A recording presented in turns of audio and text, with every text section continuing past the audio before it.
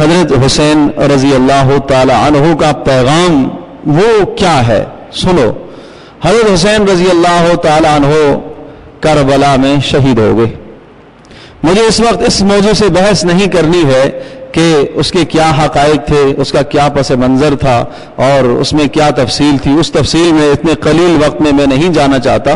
صرف یہ بات عرض کرنی ہے کہ حضرت حسین رضی اللہ تعالی عنہ نے اپنی جان کا نذرانہ پیش کیا، اور حضرت حسین رضی اللہ تعالی عنہ اس عمل میں جان کے نذرانے کو پیش کرنے میں اکیلے نہیں ہیں، بلکہ حضرت حسین رضی اللہ تعالی عنہ کے ساتھ حضرت صلی اللہ علیہ وسلم کا خاندان بھی ہے، خاندان کے دیگر افراد بھی ہیں۔ اس قدر اہتمام تھا نمازوں کا، یہ پیغام ان کا آخری جو پیغام تھا وہ پیغام سنا رہا۔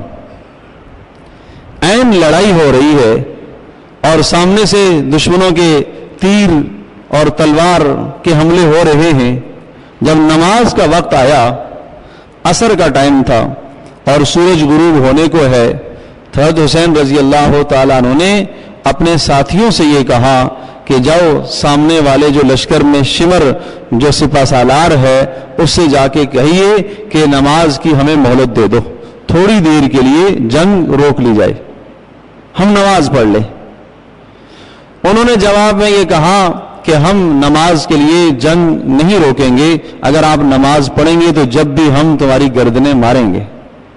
حضرت حسین رضی اللہ تعالیٰ عنہ نے انتہائی مدبرانہ فیصلہ فرمایا، حالانکہ اس موقع پر اب شریعت کی طرف سے گنجائش بھی تھی کہ اچھا مؤخر کر دو، نماز کو مؤخر کر دو، بعد میں پڑھ لی جائے گی، لیکن حضرت حسین رضی اللہ تعالیٰ عنہ نے نماز کو مؤخر نہیں فرمایا، رخصت پر عمل نہیں کیا، عزیمت پر عمل کیا، عزیمت پر عمل کیا اور کہا کہ اچھا اپنی جماعت کے اپنا جو لشکر تھا اس لشکر کی دو جماعتیں بنائی جائیں اور ایک جماعت لڑے اور ایک جماعت نماز پڑھے، ایک جماعت لڑے اور ایک جماعت نماز پڑھے۔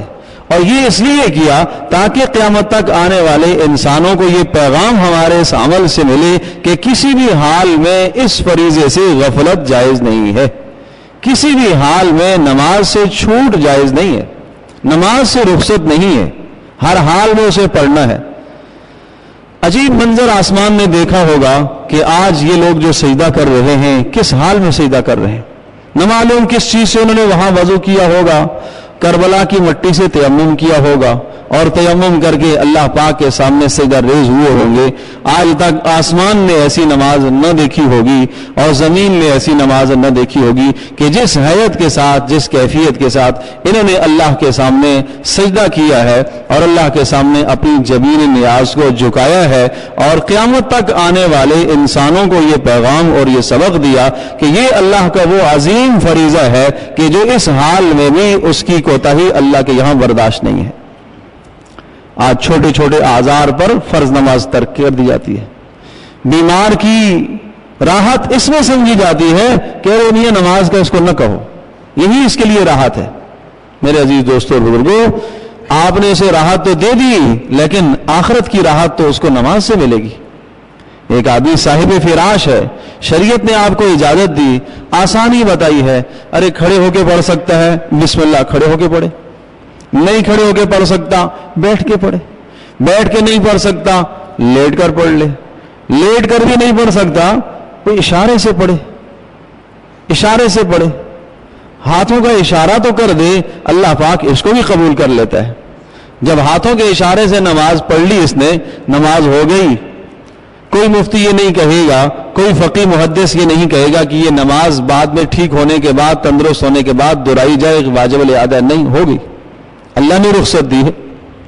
پانی استعمال نہیں کر سکتا تیمم کر لے، اور تیمم از خود نہیں کر سکتا کوئی دوسرا اسے کرا لے، لیکن رخصت کسی حال میں نہیں ہے، چھٹکارا نہیں ہے، اس مبارک عمل سے چھٹکارا نہیں ہے۔ قرآن مجید میں اللہ پاک نے اس نماز کے عمل کو ایک بار نہیں، دو بار نہیں، 700 بار دہرایا ہے، 700 بار۔ سوچو تو صحیح، اتنا کیوں دہرایا گیا اسے؟ ایک بار کہہ دیا جاتا اقیم الصلاۃ، پڑھو نماز بھائی، اللہ اکبر. صدقے کا جو عمل ہے، خرچ کرنے کا عمل ہے، 88 بار اس کو اللہ پاک نے دہرایا ہے. وہ 88 کہاں، 700 کہاں. سب سے زیادہ جو اللہ پاک نے نماز قرآن میں بیان فرمایا وہ نماز کے عمل کو بیان فرمایا. احکامات میں سے سب سے زیادہ اس کی تاکید آئی ہے.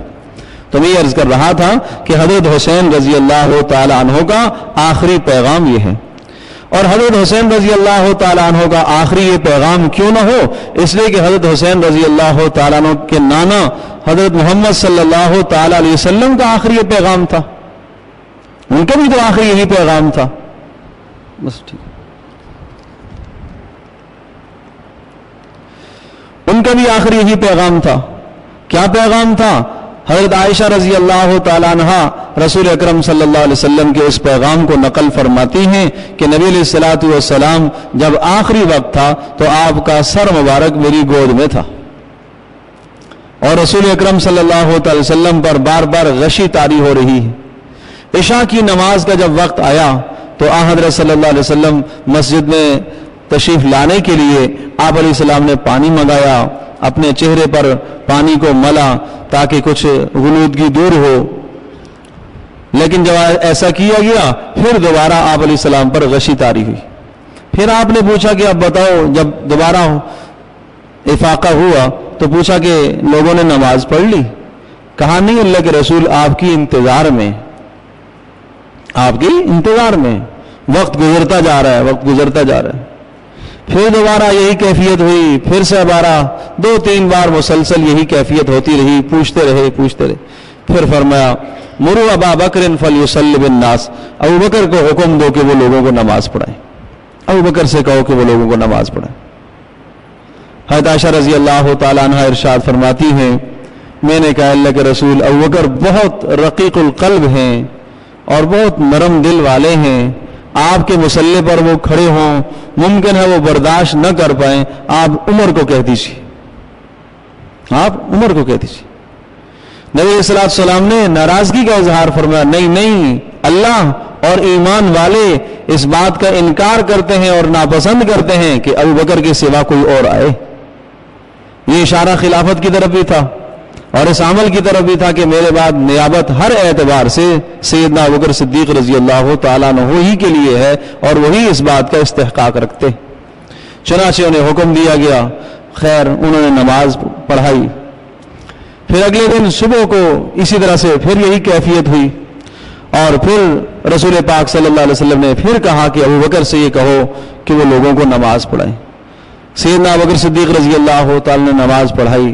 اور اب آخری جو جملے رسول پاک صلی اللہ علیہ وسلم کی مبارک زبان سے نکلے، آپ علیہ الصلوۃ والسلام نے کہا الصلاۃ وما ملکت ایمانکم، کہ لوگوں نماز کی پابندی کرنا اور اپنے ماتحتوں کا خیال رکھنا. نماز کی پابندی کرنا اور اپنے ماتحتوں کا خیال رکھنا. بس یہ 2 جملے تھے، نماز اور ماتحتوں کا خیال رکھنا.